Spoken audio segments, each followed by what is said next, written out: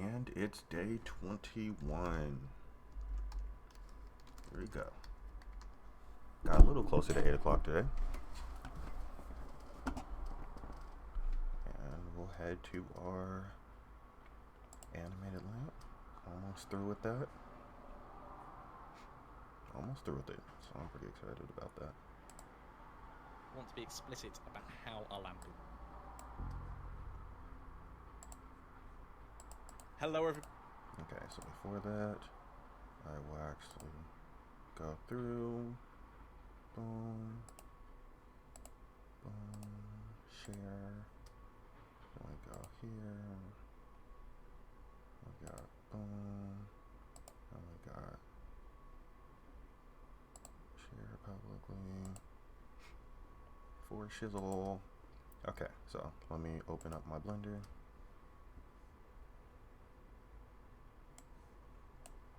And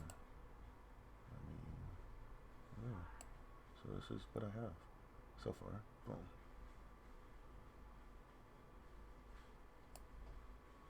I'll play it. Boom. There you go. So here we go. Everybody, and welcome back. In the last lecture, we had a look at the dope sheet editor, and it's not by itself. It comes with a partner. If we go and switch to it now, the graph editor. Now, the graph editor is different to the dope sheet editor simply because it allows us to change the transition between those keyframes. Let's have a look specifically at this point where our lamp is landing. Now, if we look purely at the up and down part of this animation, so we're looking at the z-axis, which is this blue line. Remember here, we've got the base selected. We're talking about the base control bone only. Let's highlight the blue line, and you do that not by clicking on the line, but clicking on one of the control points. When we click on a control point, we get a handle, much like how we're used to controlling curves. And as you've probably guessed, if we tweak that, it will change how the transition happens. In fact, if we go nuts and do something like that, set the playhead back to the beginning, let's see what happens. It's going to shoot up and come back down again, because that's exactly what this graph is doing. Let's talk about this a little. How does gravity work? Well, because we're simulating gravity at this point, we don't have to, by the way. We could turn off the animation and turn it back on later on and let the lamp fall absolutely naturally. But in this case, we want to be explicit about how our lamp is moving. If we have a look at this, it jumps up and it does slow down as it reaches the top. We can see it curves off and then it starts falling back down again. But look at this. By the time it lands on the ground, which is frame 92, it started slowing down even before it's hit the ground. That's not how animation should work. We should hit the ground with a thud and without slowing down before we've hit the ground. We've got no rocket boosters to cushion our landing after all. So you may be tempted to grab this and grab one of the handles and do that, but then we end up with more of a spring effect with it going into the block, the bench underneath. So that's not ideal, but we've just learned how we make a spring effect.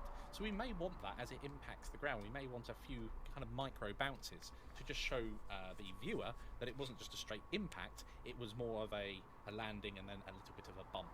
So how do we go ahead and do that? Well, first of all, we need to change the type of handle that we are using. So with the control point selected, I'm able to press the V key. When I do that, it gives us a series of options. At the moment, it will be set to automatic.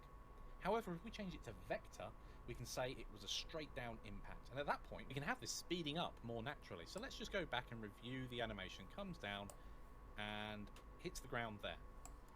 And we can zoom in and check that that was the impact point, which it is. So at this point in time, we could actually make this a little bit steeper and have it fall sooner.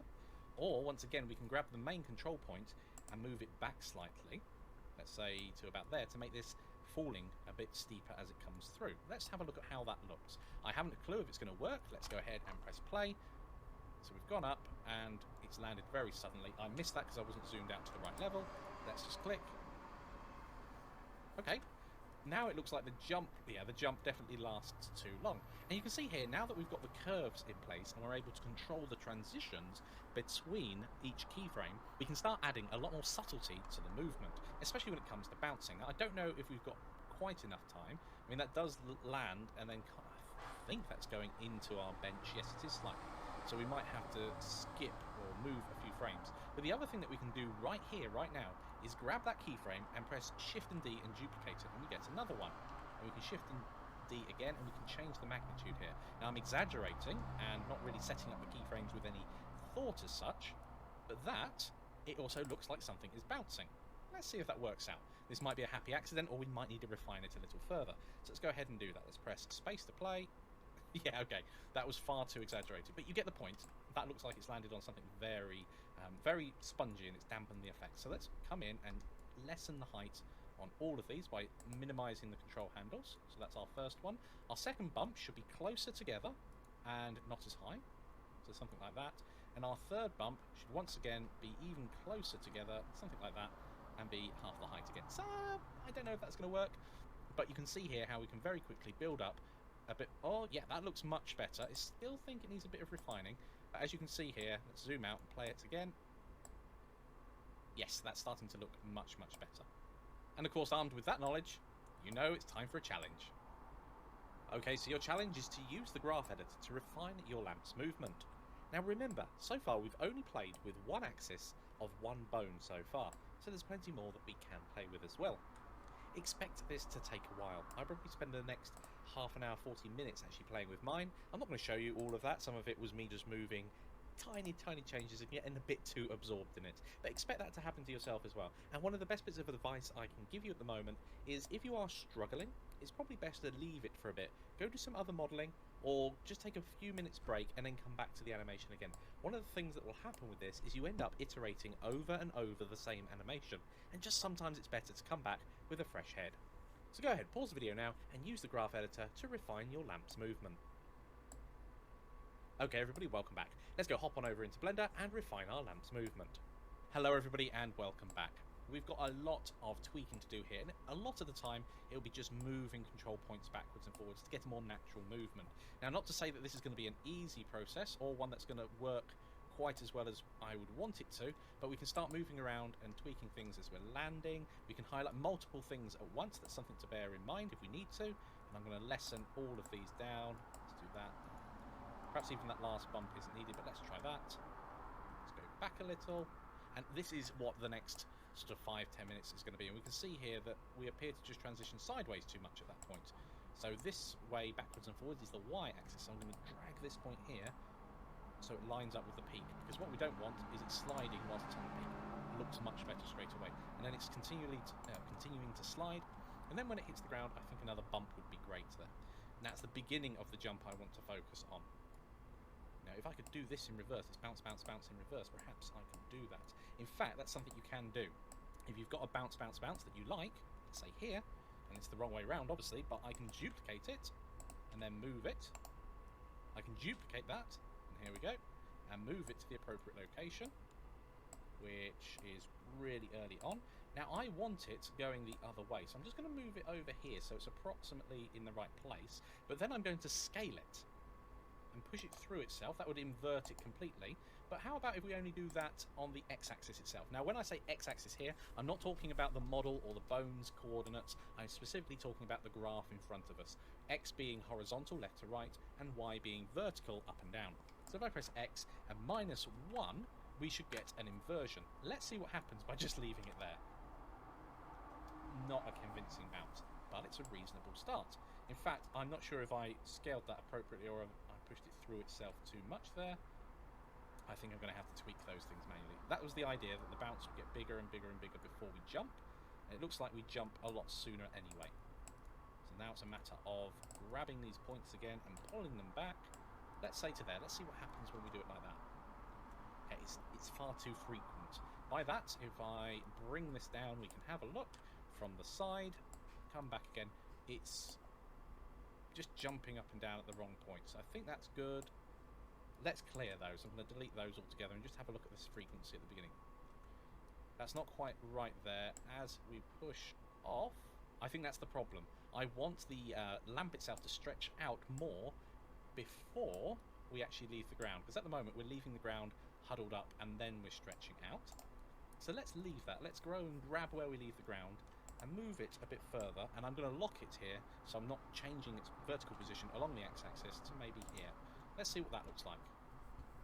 Okay, we've got a bit of Y transition here, so let's go ahead, grab a point, duplicate it, and just bring it back level with the others. Let's see how that works. That does look better, but it's a bit more of a Superman takeoff because we've not adjusted for the rotation backwards and forwards. So at this point in time, you can see that it's just about iteration, going through and making sure that you've got keyframes lining up. That's really important. But now it's time for me to knuckle down and just go through the process of getting this beginning jump sorted, and then I'll be happy with most of this animation. That's fine, and at this point, we're gradually taking off.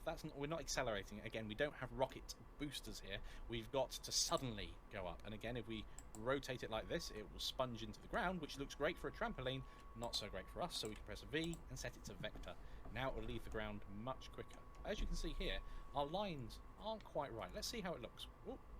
No, they're not lined up properly at all. So let's have a look at this again. Jump up and land down. I think the duration is about right, but the positioning as we move is not. So let's bring this Y transition back to here. And I think once again we're going to have to adjust here, specifically this one, this handle. We're going to have to make that a vector. And then level out this one here. In fact, just making it nice and short should help. Making sure we don't go backwards at all. It would look really odd if that was the case.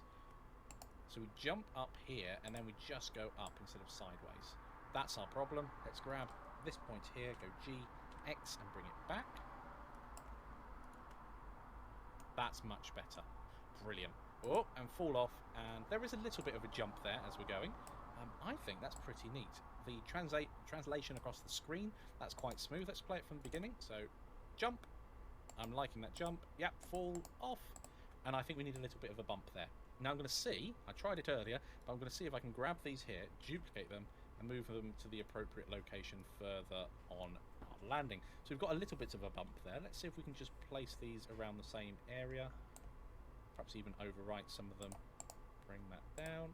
Okay, let's see what happens here. Yeah, that's a bit better. So we're hitting the ground here. Let's go ahead, grab this one. That goes into the ground.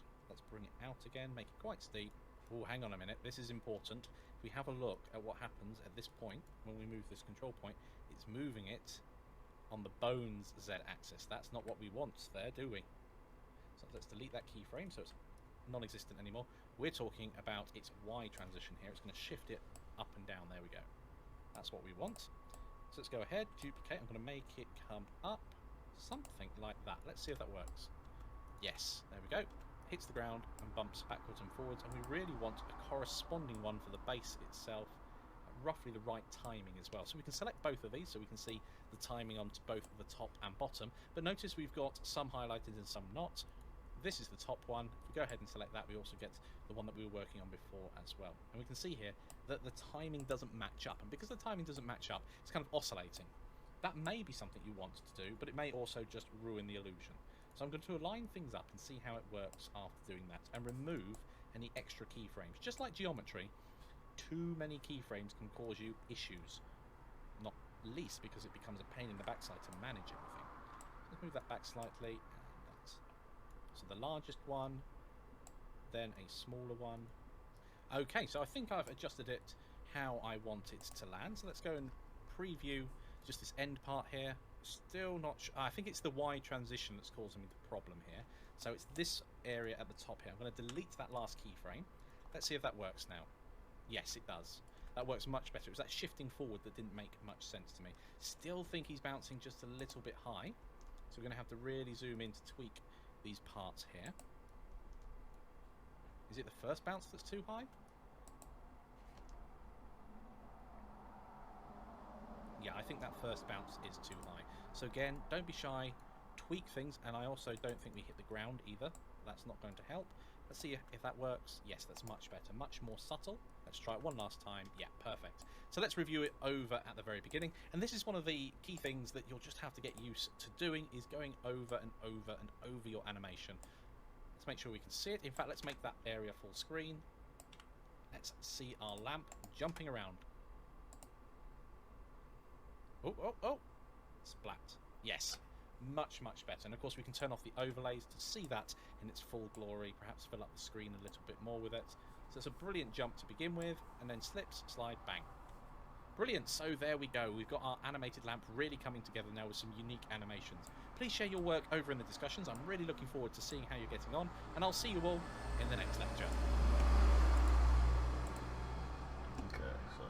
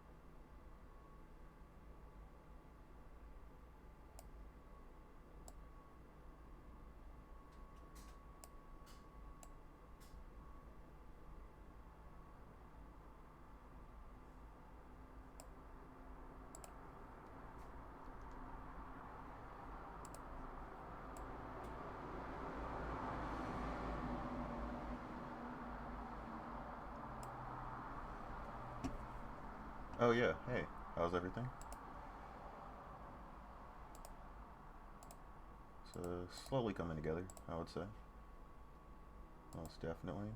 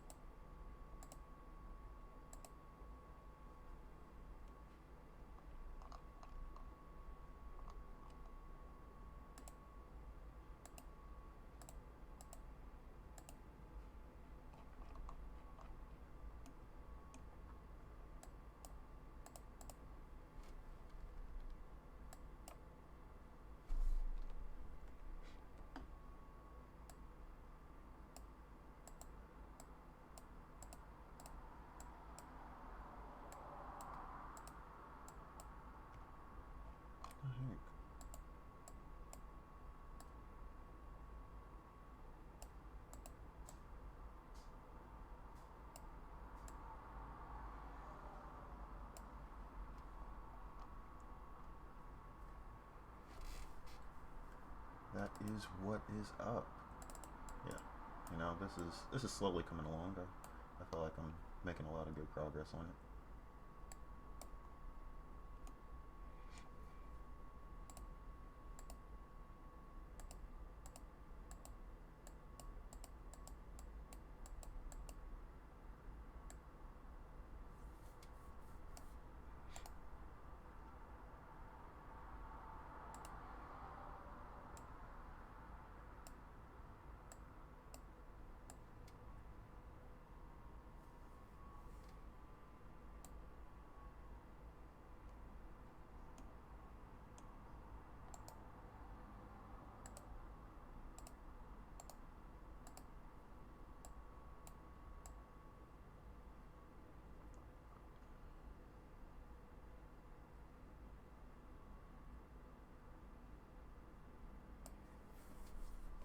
It's like I really like the way the tools work.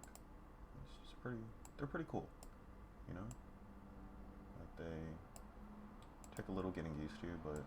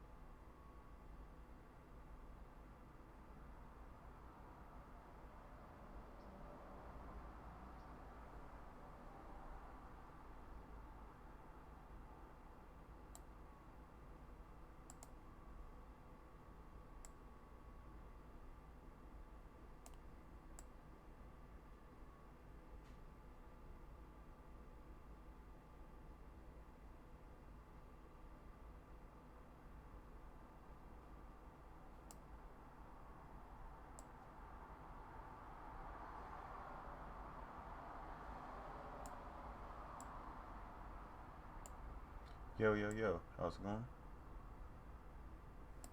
That's not very good.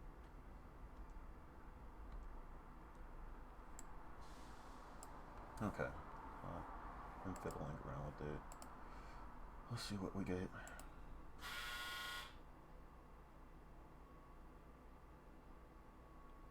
Yeah, it turns out pretty good.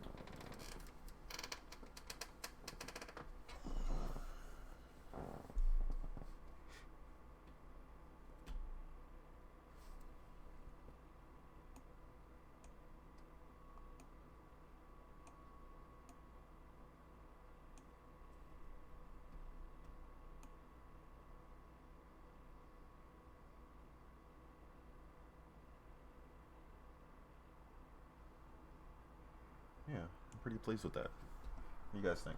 Looks pretty cool?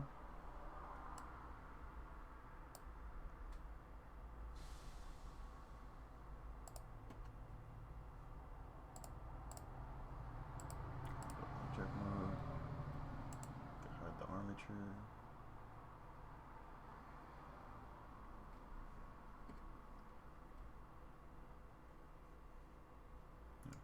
Well, that's pretty solid. Go ahead and save that. And off to the next video.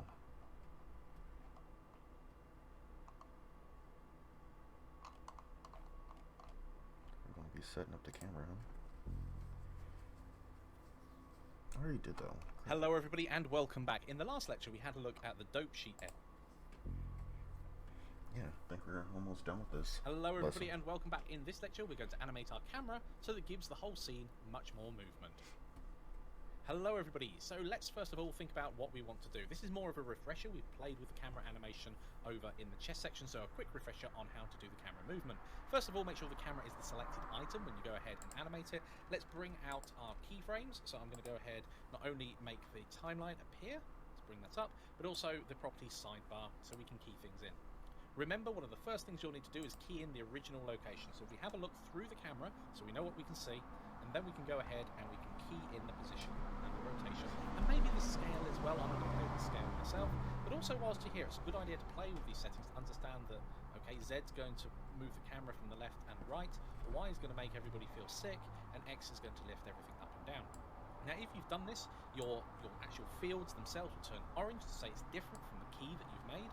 Clicking back on any other frame will revert it, and if we go back to frame 1, you can see it is as it was before. And then it's just a matter of going to a new frame, say here frame 50, shift engrave to move the camera. I am fully in for this type of movement more than anything else. It allows you to move around your scene very quickly and set things up.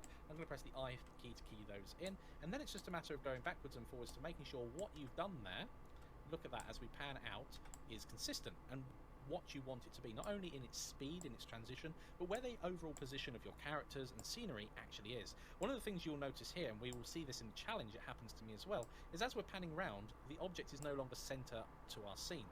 Now we can use constraints to control the camera as well, but the other thing we can do is midway through, so we had it up to frame 50, is I'm literally going to adjust the Z value to bring it back in line. Now you don't want to do this too much, it can be incredibly annoying, adding unnecessary keyframes, much like geometry, but now when we go ahead and play it, we'll see that it will maintain more, or it will certainly be more in the middle of our animation as we go through, whereas before it was sliding out into one side, which is fine if you're trying to convey movement, but if we're just panning around an object, that is one of the ways that you can do that.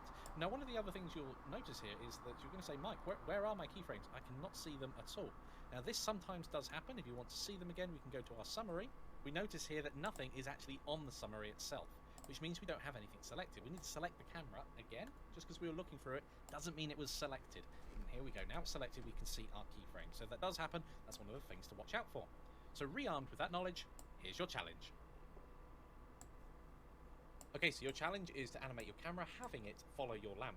Now I'll leave this up to your creative decisions, how you want to follow your lamp through the scene. You'll see how I do it in a bit. So go ahead, pause the video now and give that a go. Okay, I'll pause it.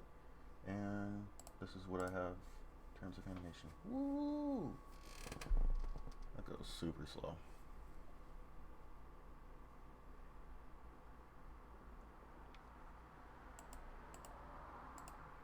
Okay, so I'm going to go to this keyframe. I'm just going to go to View, Navigation, Fly Navigation. Oh, snap. Oh, snap. Okay.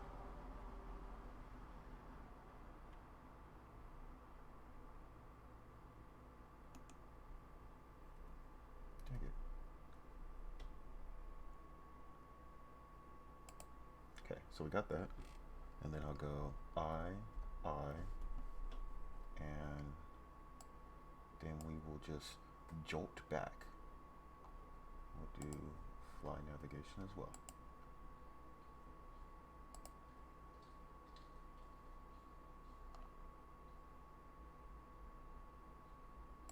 Boom.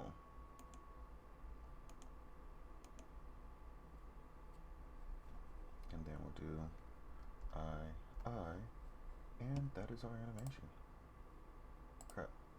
I need to actually be within my camera. Okay, so here we go. Let's check this out.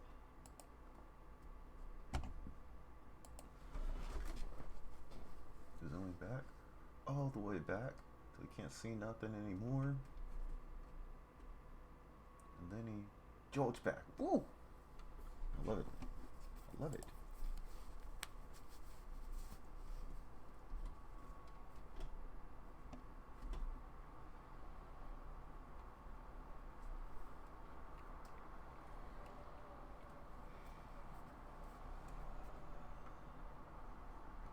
So, okay, everybody, welcome back. Let's hop on over into Blender and animate our camera. Okay, everybody, so it's a matter of animating the camera to make the whole scene look a bit more dynamic. Now, at the moment, we can't see anything else in the hierarchy because we've still got a look filter applied at the top here. So I'm going to click the little cross, make that disappear. Okay, now we can go ahead and find our camera, or we could search for it. I think getting in the habit of searching for things is a good habit to have. It means that you're going to be able to find things naturally rather than having the habit of searching for them manually. Let's go ahead, select our camera, and have a look through the eyes of our camera. So at the moment, if we were to go ahead and render this video, it would look something like this. We would see the camera looking at the lamp, and then the lamp would leave the frame, and we wouldn't see anything else. So just like the bones themselves, we can animate all of the properties of the camera if we wanted to, including its field of view. So what I think I want to do here, and of course we can tweak this and refine it as we go, is I want to make sure that I've only focused down here on the camera's position itself, and of course I can move it around with Shift and the grave key, and we can use that to actually align our camera. So the first thing we need to do is go right back to frame 1, and then we can go to its position information and the rotation location information. Now we're in pose mode at the moment, and we've got our overlays turned off, and so we would know that was the case if we had our overlays turned on. Now I can select my camera as the active item, then I can key its position in. So that's fine with its starting position, but straight away we can see that as we start progressing, by frame, well, wherever we are here, by frame 40 it's pretty much left. So let's just reframe our camera. Let's move it out to, let's say, here, and key that in. Now this might be horrible, by the way, and it's going to leave there, but as we move round, but I think we need to modify the Y, I don't know. Anyway, so about here it lands, but on the way to there, we want it probably seeing how high it's getting. So it's landing about there and then slipping off. So again, we can Shift and grave key and move this around slightly and key that in. And remember, now we can transition between the first one and the second. And this is where you start pulling up your issues. So we can see here that this is pretty good. We pull out. Now, this is bad framing. By the time we're jumping, it's in the right place, which is nice. Losing most of the frame there, so we can do some things to mitigate that. But look here, as we pull the camera back, we're not leaving much space to the left hand side, which is a type of method you can use to infer the movement of your character. Much like if you were taking a photo of someone running, you wouldn't put them up against the side of your frame, you'd leave space in front of them to run to. And we really want to do the same thing here, so it might be worthwhile at this point, as we pull back, actually shifting the camera around. And we can just play with the rotation here, thinking about the camera's rotation. X is up and down, Y is, oh, it makes you sick, and Z would be from the left to the right. So what we can do here is once again click on the frame and pull the camera across more to infer the movement, and then we can key that rotation in. So now it pulls back as we would expect it to. Perfect. Then we're jumping, he's out of frame and he's landed, and then we need to decide what we're going to do as it comes around here. Now the major movements are ones to do first. So hit and bounce and end. So we really want to be close to our character at this point. So I'm going to move the camera in nice and close. And we may even want to add a bit where he's looking at us. But let's leave it something like that for the moment and key those positions in. Let's see how it looks. Not in frame for some of it. Now here, where he's looking at us, he's no longer looking at us. So it might be a good idea at this point to move the camera to a position where he is looking at us. So at this point, we're being looked at. Let's move the camera into the appropriate position, which is about here. Now this may be too fast a transition, and you've got to watch out when you're moving the camera around that it doesn't look too jerky. That kind of feels okay. Let's go to full screen mode with everything off and zoom in a little bit to get more of an appreciation of what will be happening. I do think he should look at this at the end as well. That's one of those tweaks that we can do. Yeah, I'm liking that. That's not too quick in its movement. I'm liking how that works. There's a bit to fix there, but otherwise, that's pretty smooth. Brilliant. How did you guys get on? I hope you're getting your camera animations all sorted out and you didn't have any issue moving around your scene and keeping things in frame. Get ready to share your work. We're almost at the stage now where we can start rendering out our animation, and I'll see you all in the next lecture. Okay, so we got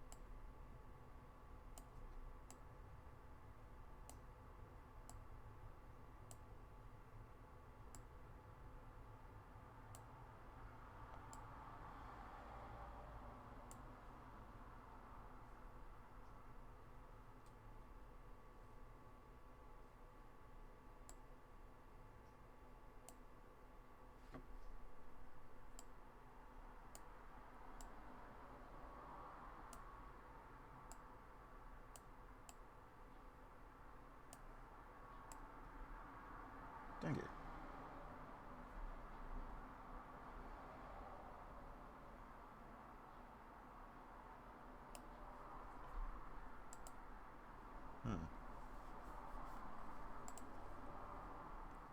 Okay, so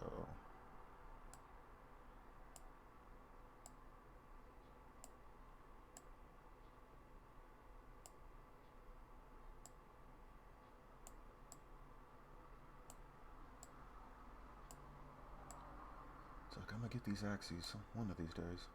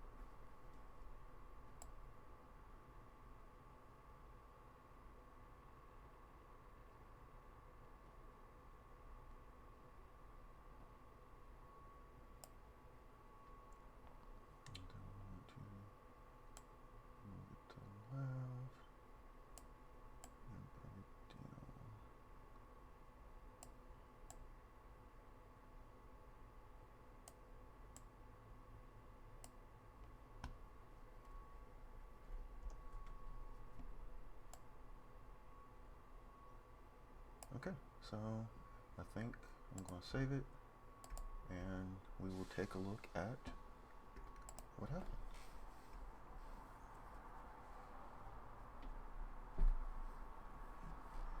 Cool.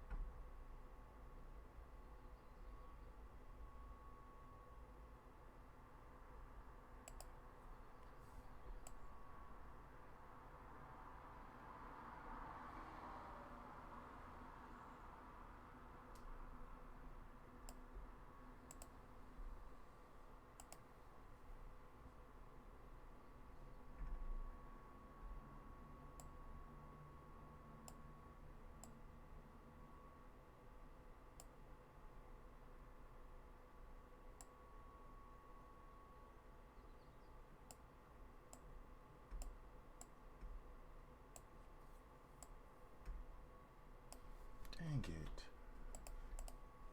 It's like I frame it like so. I'm gonna come through, bring it closer, frame it some more. Then I'll press I and I.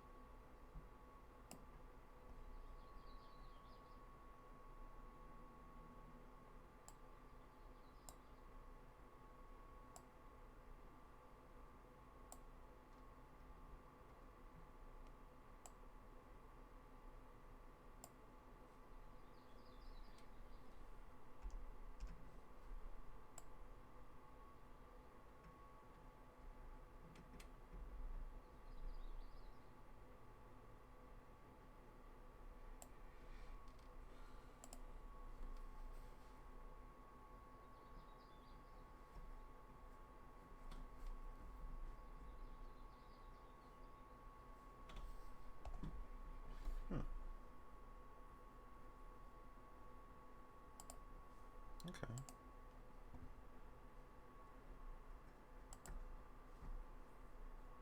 So I'm pretty pleased with that. Hello everybody and welcome back. In front of us we have our lamp laying on the floor. If we go ahead and hit F12, we can start the rendering using cycles. Now, I know that this is going to take a few moments to do, but critically, we've got 300 frames doing this. So what we can do is a rough calculation. If we look at the time taken, it says 14 seconds. I'm going to round it up to 15 seconds just to make sure we've got everything covered, and times it by 300. So I can tell you roughly, if I was to render this out in the same quality you can see right here, it's going to take 4,500 seconds or 75 minutes. Dang. Now, we're at the prototyping stage at the moment. That's just too long.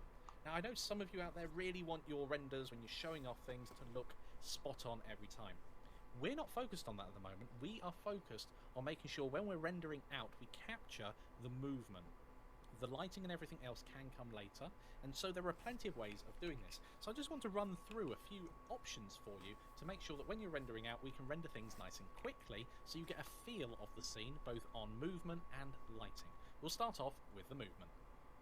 Okay, so the elephant in the room here is Eevee Render Engine. So the first thing I would always recommend is that you switch over to using Eevee for the movement. And then when we go ahead and render that out, it takes less than a second. We've cut our render time down significantly, but of course our lighting isn't correct. So that's one of the things to bear in mind. The other thing that you can do, perhaps your computer isn't as fast as Eevee, or the scene you're using is quite heavy, and Eevee still takes some time to do. We really want to test out our animation. We don't want to worry about things. So the other thing that we can do here is switch this over to Workbench. Then when we go ahead and render, we get something that's a lot like the viewport in solid shade mode, and it's taken even less time, orders of magnitude less. And this does mean that if we wanted to, we've got our animation there. Let's just go ahead and click render animation, and you'll see here that it's counting up very, very quickly, which is a great way of being able to preview your animation. The other thing that does make a difference occasionally is the resolution that you're trying to output as. Now, we've not set any of the options yet when it comes to rendering. We'll go to that in a future lecture, but as it is at the moment, this is going to take, well, no time at all, essentially. It just looks like a jerky animation. And one of the great things about previewing it at this speed is I can see that's gone off a frame. Of course, I knew that already. That's something I've got to fix in a bit. But we've already got ourselves to a point here where we've got an animation rendering incredibly quickly. But it doesn't have any of that important lighting information. So we'll let this animation render out, and what we can then do is have a closer look at including lighting information as well. Okay, so the majority of the movement is done there. I'm going to press escape, which will escape out of the rendering. But what we can then do is preview that really quickly by going to View Animation or Control and F11. And we'll see what we've got so far. So we're jumping up, landing, and whoop, we're off again. So a couple of minutes, we've got a preview, and it's looping around quite happily. So that's a great start. But what about lighting? How can we get lighting information?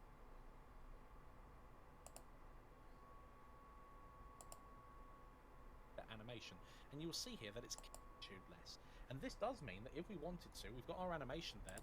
Let's just Okay, so it does render animation for that. go ahead. So render select or what? Render animation.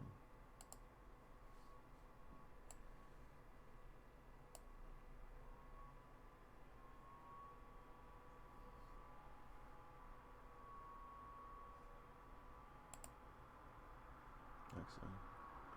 Go through, make sure it's 50%. I'll do 25%. Don't need a lot, so resolution, dimensions, 5%. Yeah.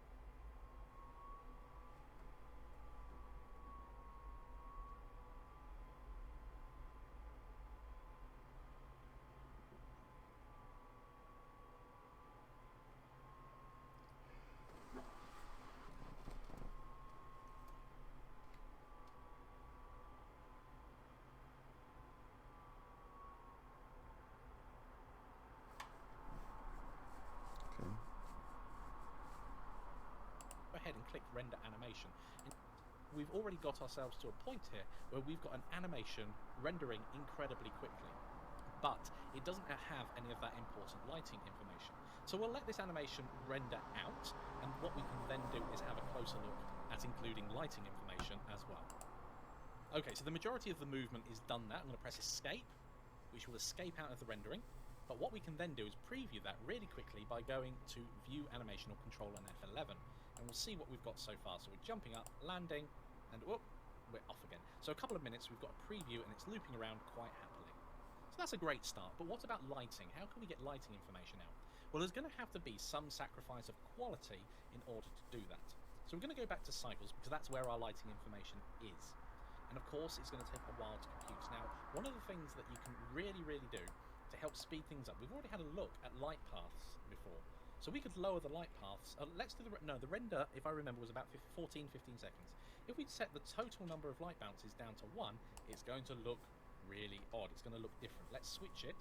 We can see that it renders out very quickly and very rough. Now let's go ahead and render it. The last one was around 14 seconds. Let's see what that change has made to our models. You can see around there it's doing some denoising as well. Remember, we've had that option turned on so we can have a much smoother image. We're down to 12 seconds, so that has made a difference to the render. Not significant enough. I want to see it a lot quicker if I'm going to have the lighting information.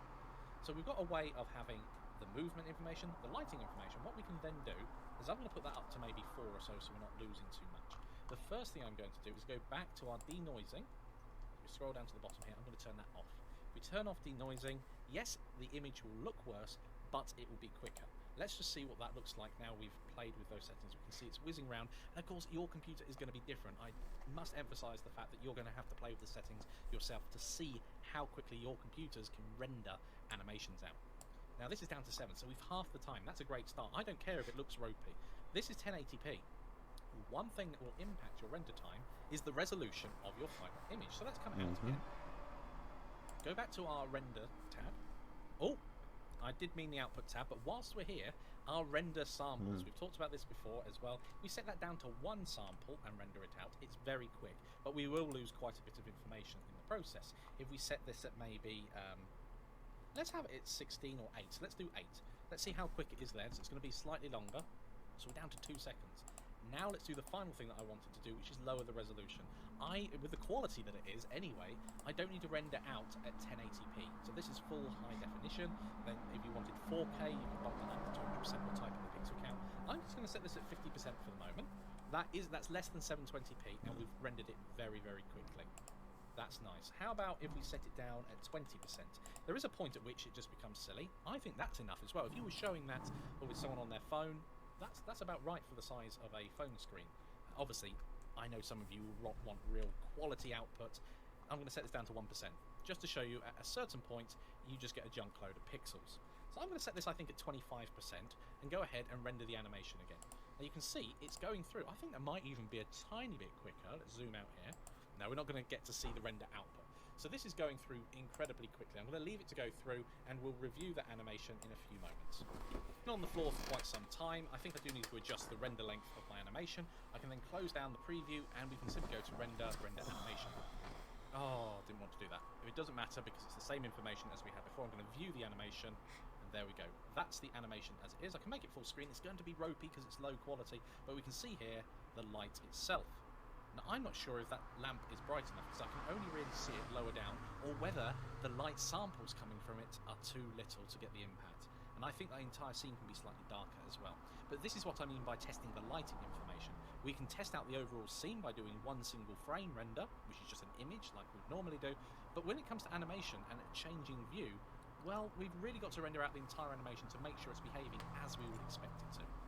Okay, so in summary, we can tweak our settings when it comes to rendering out. Remember, you'll have to turn them back again, so make a note if you're unsure, in order to get the lighting information coming across and into our scene. The other thing that we can do is we can render out either with Eevee or Workbench on much more complicated scenes in order so we can see the movement much more clearly. So that's it for this lecture. Your challenge to take away from this is to test your individual setup and see what's working best for you.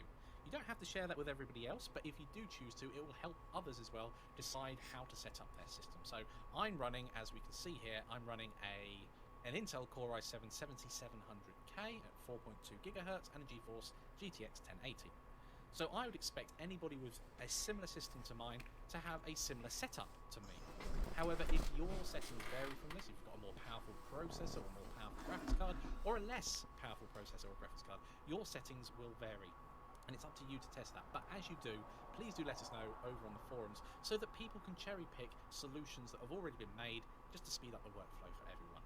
So there we go. Your challenge for this lecture is to test your settings. Let us know what works best for you. And I'll see you all over in the next one.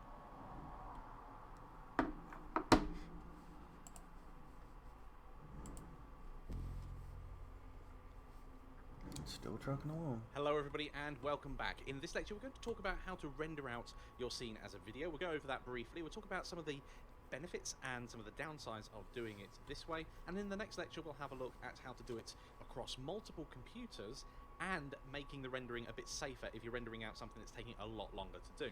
So let's dive into it. We have our render settings, so we've got everything set up, we're happy with it.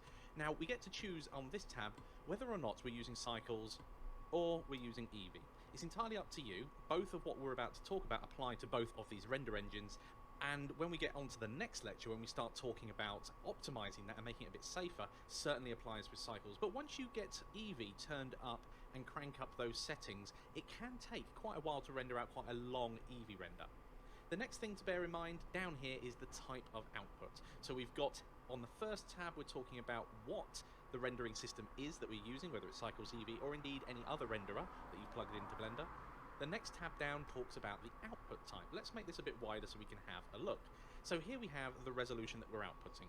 I would recommend not going any higher than 1080p, to be quite honest. If your work is that spectacular that you want to up it to 4K, brilliant. At this point in time, even 720p is absolutely fine. And remember, you're going to probably be sharing it on platforms like Facebook, or even with your friends over something like iMessage or WhatsApp, in which case it's going to be compressed anyway. So that's something to bear in mind, that when you upload a video that's really large, both in detail and resolution, the platform you're uploading it to may crunch it down anyway. So the next bit underneath is the resolution percentage. So currently it will render out at whatever 25% of 1080p is. If we crank that all the way up, it would definitely be 1080. And we know that when we do that, we can optimize it by turning down, but towards these final steps, we want to make sure that we're running at 50% or greater. I'm going to do 100%. I know on my system this animation is not going to take that long. Now, down here, this is important. We've got a bit of dead space here. Currently, our end frame is set to 300. So by the time we've played, it's moved through, we've landed, we've then got 10 seconds. Is that 10 seconds? 100 frames. No, it's not quite with 30 frames per second. We've got about 4 seconds of dead space at the end of our animation. Don't need that. Maybe from 170 to 200 we can use. I think that would be a good space. So we can either change this figure in the timeline itself over on the top right, or indeed here we can set it to 200 over in the properties panel. Okay, and we can see that it's reflected that change over here. So that's good, we've truncated everything to the right size. Okay, so if we were to scroll down here on the output tab, currently we're outputting to a temp folder. I would suggest changing that to somewhere where you can capture your videos. I'm going to do that now, and as you can see here, every other animation I've done so far has come out as a PNG, and we've been able to play it back by going up to the render menu and going to view render. That's absolutely fine, but at this point in time I want to output it somewhere where I can view it. Now it's entirely up to you and capture your video, so I'm going to do capture your video. So I'm going to do that now, and as you can see here, every other animation I've done so far has come out as a PNG, and we've been able to play it back by going up to the render menu and going to view render. That's absolutely fine, but at this point in time I want to output it somewhere where I can view it. Now it's entirely up to you where you decide to output your stuff. I personally, while I'm doing tests, will output to my downloads folder, which I often clean up quite regularly. However, in this particular case, I'm going to go to my desktop, go up a level, and let's find my videos, which is just over here. Okay, so now we can go ahead and output a video. So we can go ahead and click on videos, and there we go. I can go ahead here and give it a name as well. So lamp 1080, and I'm going to call this a test at this point in time, and go ahead and click accept. So we've set the output destination. That's good. We'll talk about some of these options down here, the overwrite file extensions, etc., in the next lecture. But suffice to say, if you've got overwrite turned on, it's not going to prompt you. If it already exists, it will overwrite it. So that's a good thing and a bad thing, depending on what you want to do. So just bear that in mind. And I would, of course, add the file extension to it. Otherwise, you're not going to be able to play it back. So here comes the crux. If we've got a short animation to render out, and I would deem this quite short, but short is not just the length of the animation, it's how long it's going to take you if for some reason it stops working at any point, the computer crashes, perhaps you have a power cut. We'll deal more with that in the next lecture. So we can switch the file format here from PNG. I would recommend FFmpeg video, as we've done earlier on when we were outputting some movies. Set the container to MP4. That will mean that it's the most compatible output, and personally I would not touch these for the moment. Later on you can dive into details and optimizing for real good quality output, but whilst we're just practicing here, let's leave them because these are good enough. Medium quality and encoding speed are good. I'm just going to save my project there. Before you go ahead and do any renders, I would always recommend saving your project. The reason is if Blender does crash and you've made a lot of tweaks here and they're very specific, you may forget which ones you've done and not be able to get back exactly what you intended. So we've got everything set up there, and what we now can go and do is make a final check. 1080p, yes. What are we rendering out using? We're using cycles, and I'm going to use my GPU to do this.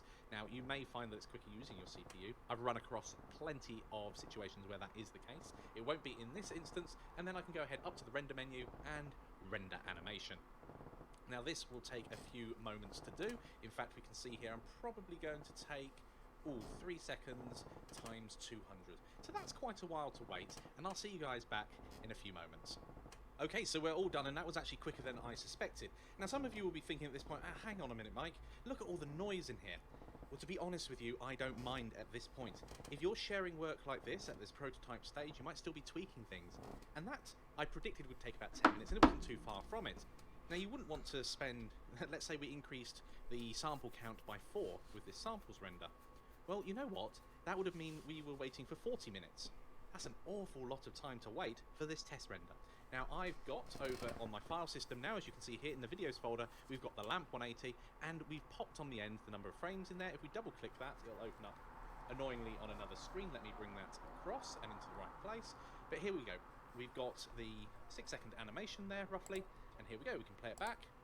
And that's brilliant because that's something you can go and share to anybody for critique, for feedback, or even yourself. Now you're viewing it back at full speed. There are a couple of things here. We can see that the lamp itself has gone into the floor slightly. That's a tweak that we can do. And I believe at the very beginning, let's just have a look here. Oh, look at that. We've still got somewhere on our scene, that was one of our control bones, if I remember correctly, but have a look at that. That's not what we want. Here we have something rendering that we didn't want. So let's go and fix certainly this problem here, and later on I can tweak the actual animation itself. So let's get rid of the render result and switch ourselves back to the main viewport. Here we go. So at the very beginning, we've got this issue where it's hidden in the viewport. Kind of left this in here deliberately because I know some of you will have done this. Let's go to our outliner here. This is quite a common thing where you leave something in your viewport and didn't realize it at the time. Now, if I had rendered out quickly, let's say number 36 or frame 36, I would have seen it there early on. So that's one of the benefits there of actually just doing a couple of frames through, and I would always encourage you doing this because it's easier to pick up on stuff like that happening. So if you do happen to have a problem, you can detect it early. So I'm not sure what this thing on the floor is called. It'd be one of the things, though, that we've turned off. But I cannot remember which one it's called. It's probably the bone-shaped look. Let's turn it on. Yes. So here we go, the bone-shaped look. Now if you turn it off in the rendering settings and also render out, we can see it's no longer there. Now I'm not going to say that mine is a throwaway 10 minutes there. I mean, I managed to go grab a coffee. But if that was a 3-hour render, well, you've just blown it. And there are a couple of things that we can do to improve that situation. So this is how I pretty much always render out shorts. Anything that's going to take me less than 5 or 10 minutes to re-render if I need to. Or let's say if I was popping out for a bit and it was no real time cost to me if there was something wrong with the scene, then that's fine. But if it's something was really important, we could break this down into smaller chunks. That's one option, and we can break it down in smaller chunks either with what we're rendering out or how we're rendering it out. So share your work over in the discussions. What settings did you use? How long did it take you to render out your full animation? Did you use cycles? Did you use Eevee? And why did you pick those two? I've decided to go with cycles to get the realistic lighting in there, but I think the next one I might go ahead and use Eevee to do. Or did you even render out both of them and then compare the differences? Remember to share your work and the decisions you chose over in the discussions, and I'll see you in the next lecture.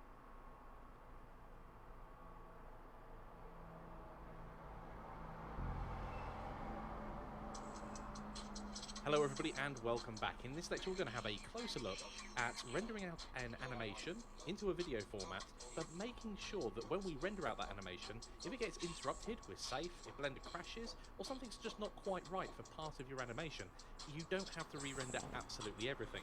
Now with the advent of Eevee, some might say that's, well, it's not important, it only takes a couple of minutes to render.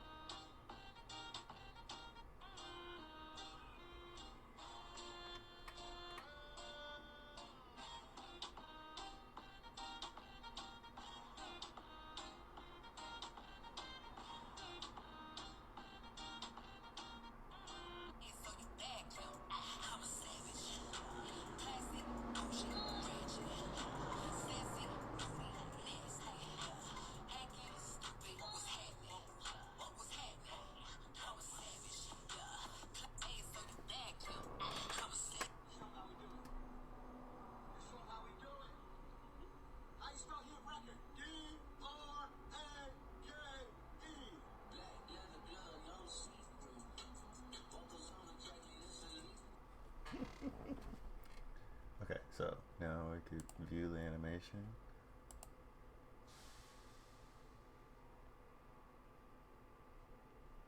What? Dude.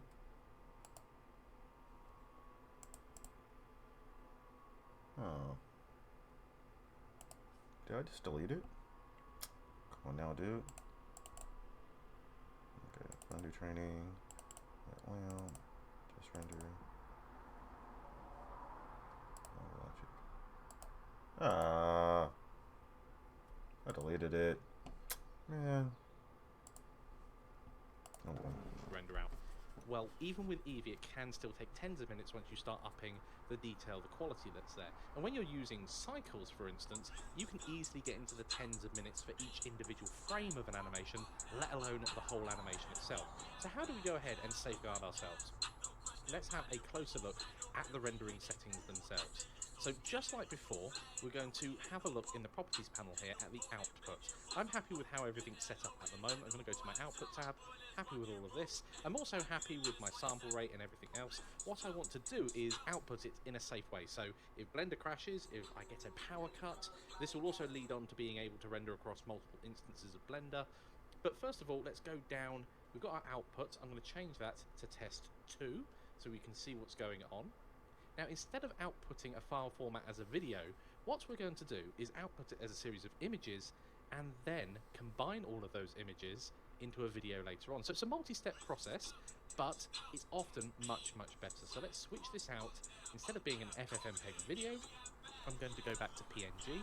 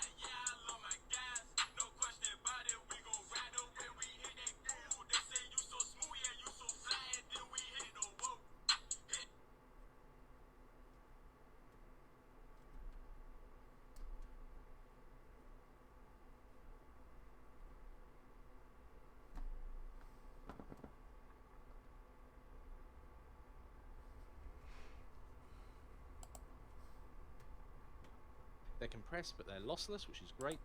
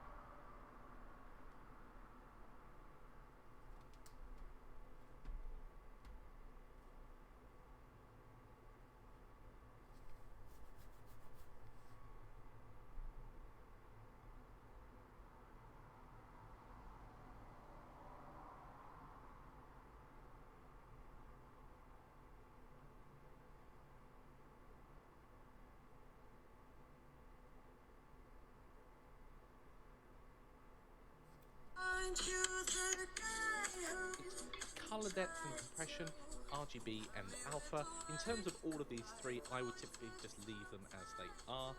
There's no real reason at the moment to change any of that out. And we don't need to do anything else, but what we will do is have a look at this folder in a few moments. And for the sake of brevity, what I'm going to do is actually lower this back down to maybe 33% or something along those lines, so it's nice and quick as it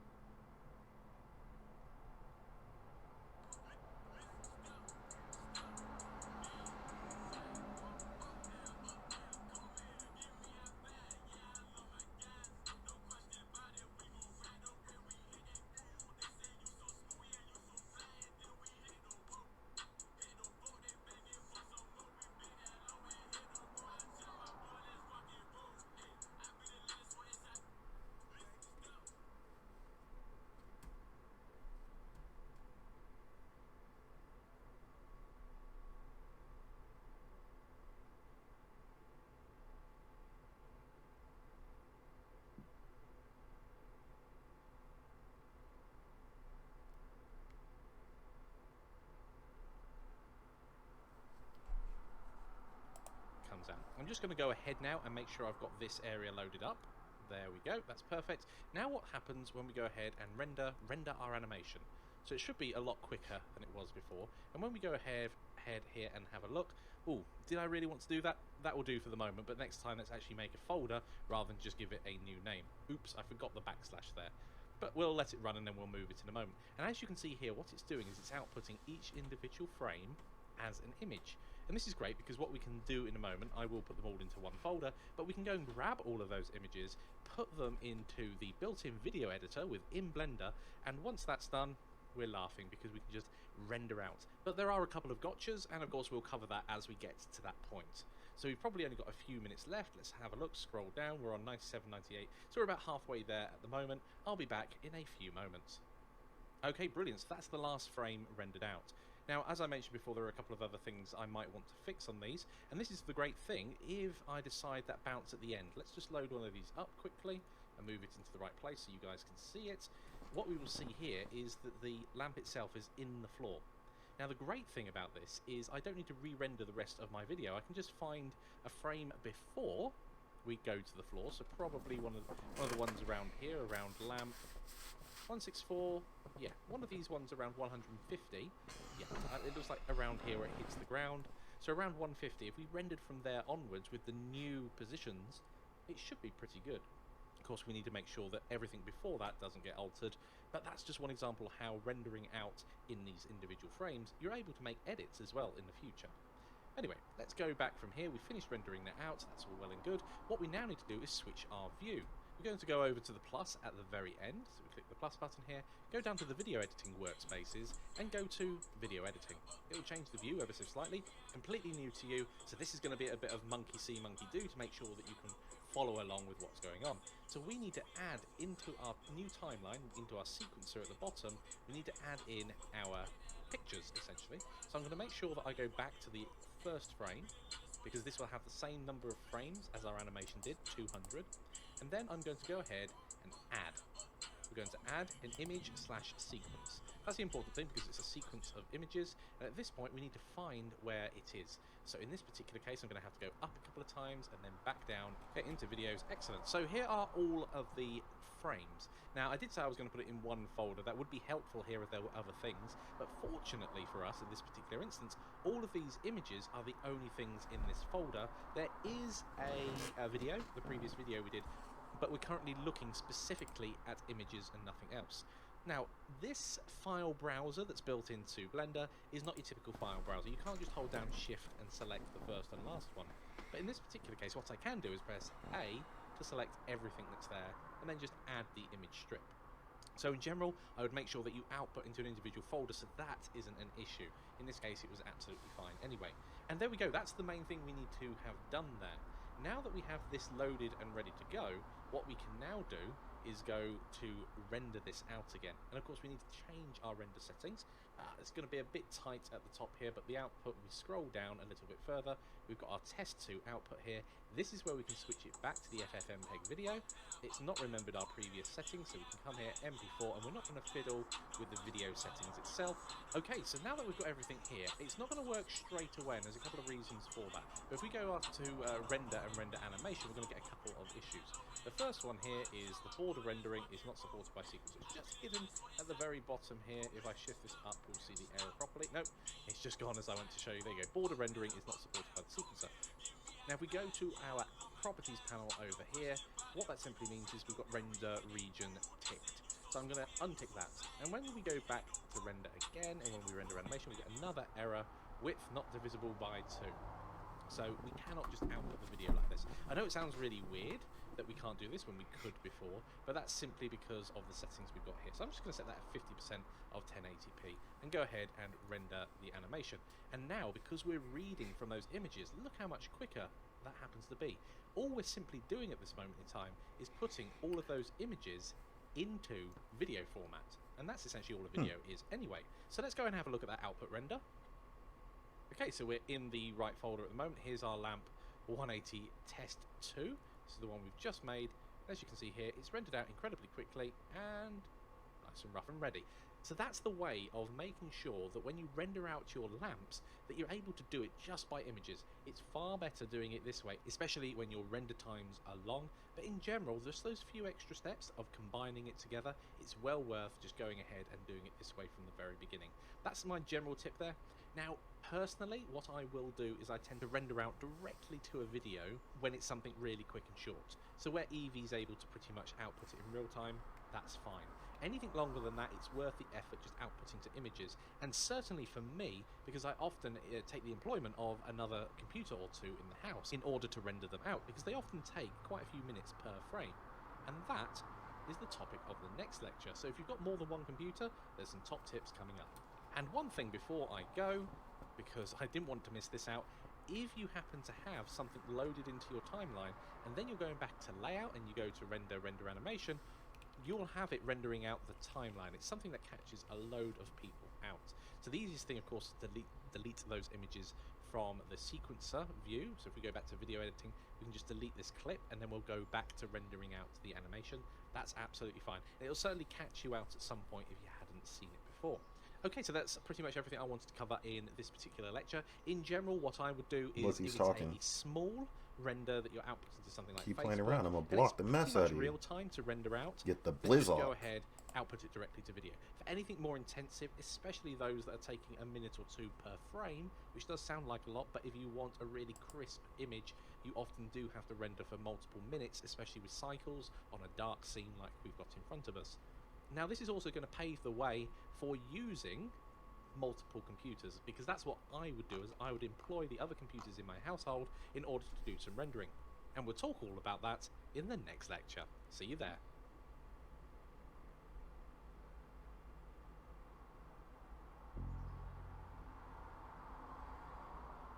Hello everybody and welcome back. The first thing I'm going to do before I do anything else is I'm just going to tidy up our export folders for the moment. And what I tend to do when I'm working with this sort of project, I make sure that things like the folder structure are set up before I start rendering. So I'm going to call this test 1 and 2 lamp. They're our first tests that we were doing.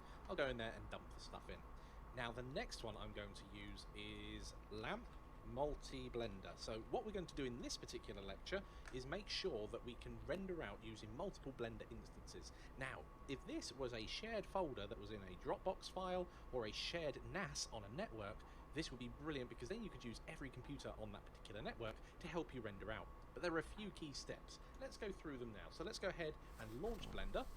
Once we've done that, we can open up our animated lamp.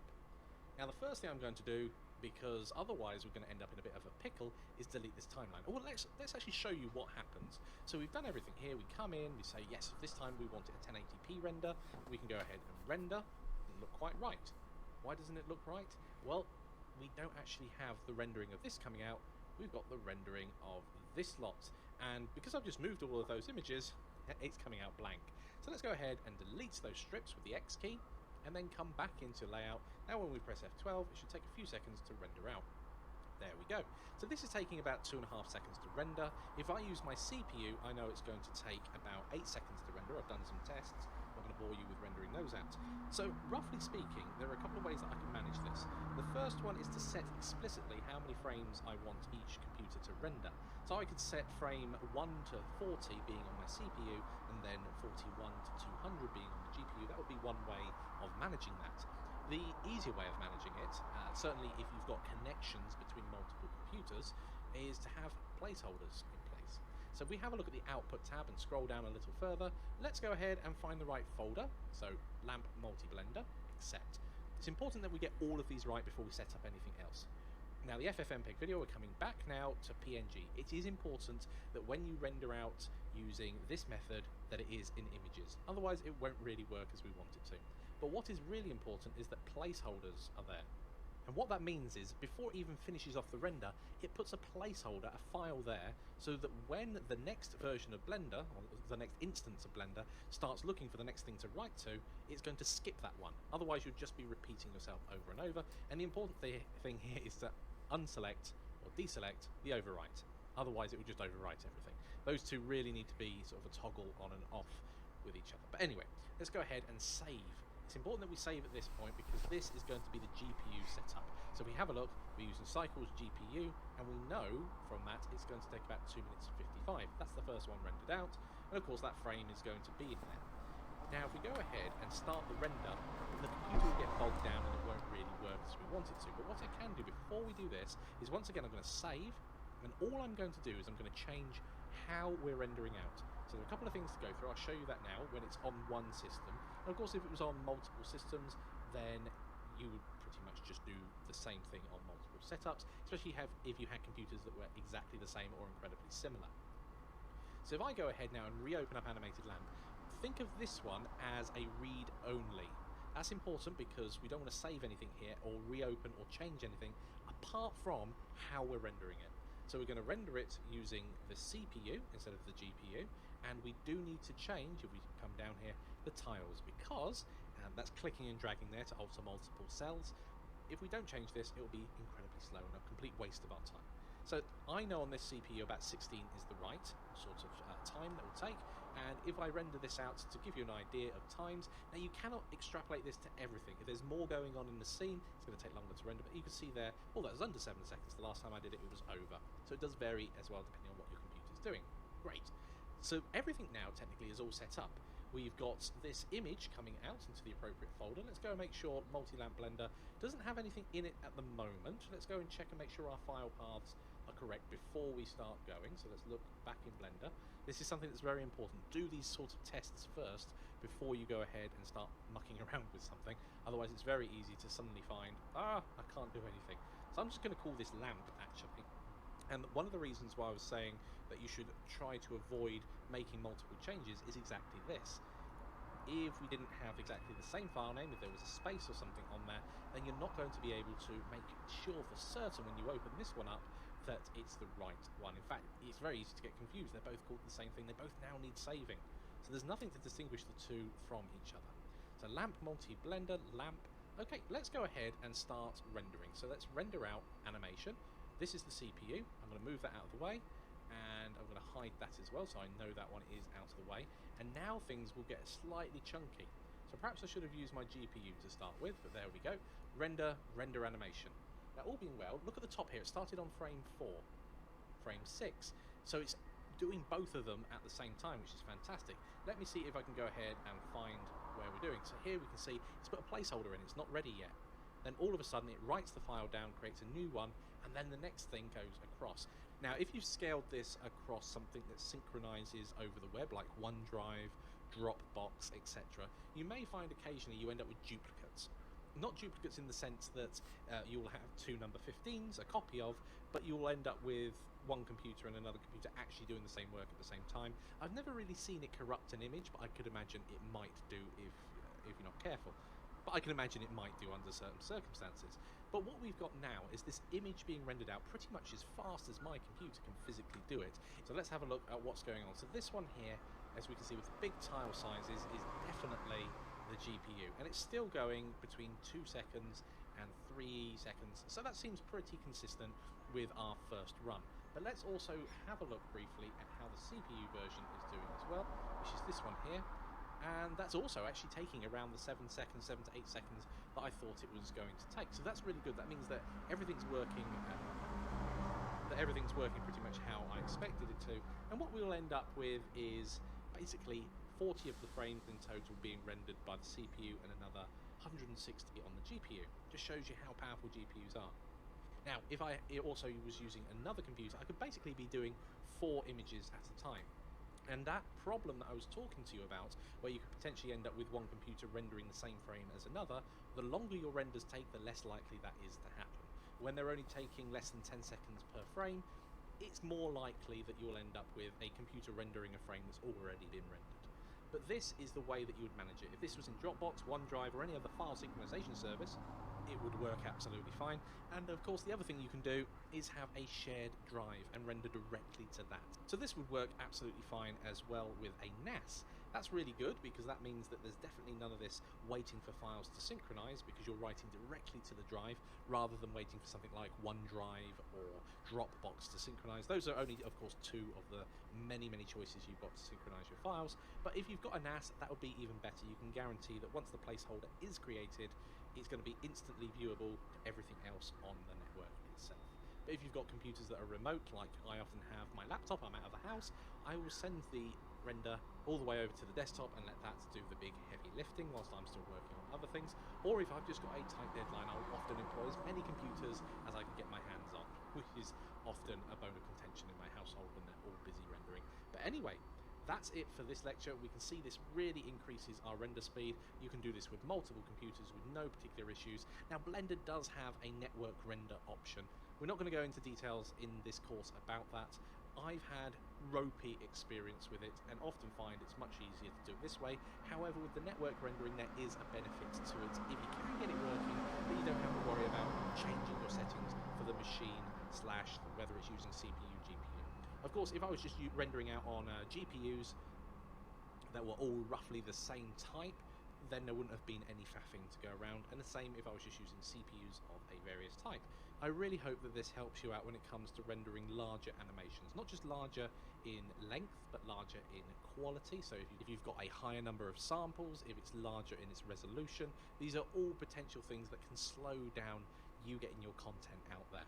And I must impress upon you, don't crank the samples up to 2000 unless you've done at least one frame test at 2000 to make sure that is as high as you need to go. I very rarely need to go above 200-300. It has to be a very specific scene to need that many samples.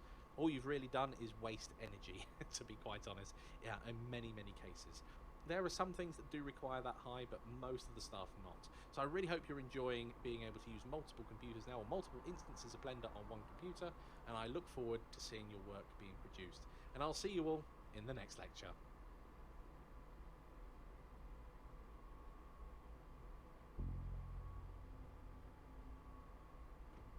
Hello everybody and welcome back. In this lecture we are going to learn about vertex groups and how we can use them in the context of animation. In this particular case we're setting ourselves up so that our model works universally both inside Blender and outside itself when we go ahead and export it. The first thing we need to do, of course, is learn all about vertex groups and how we go ahead setting them up.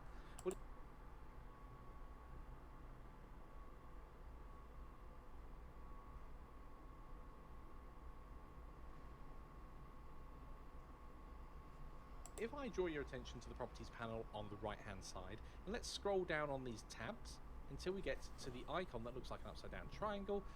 It's the object data property.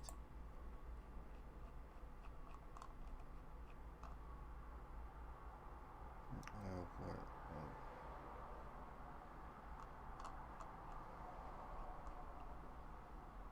Yeah, I think I'll reserve this for tomorrow. This is game assets pack. It's later.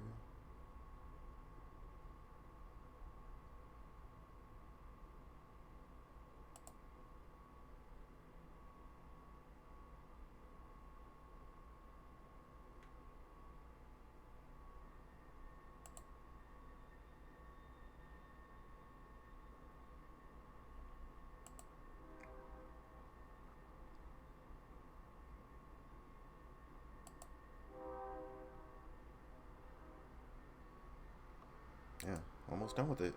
It's pretty exciting. Debating, do I want to do game assets?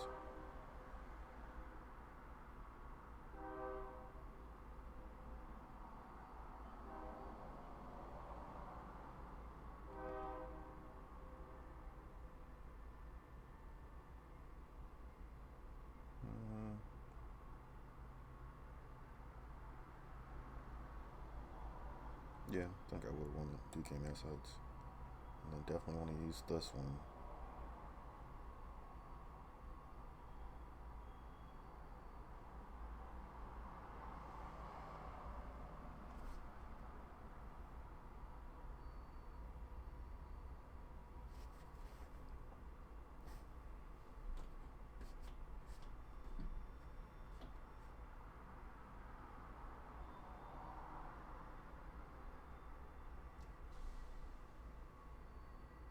Yep. So I think I'll call it for today.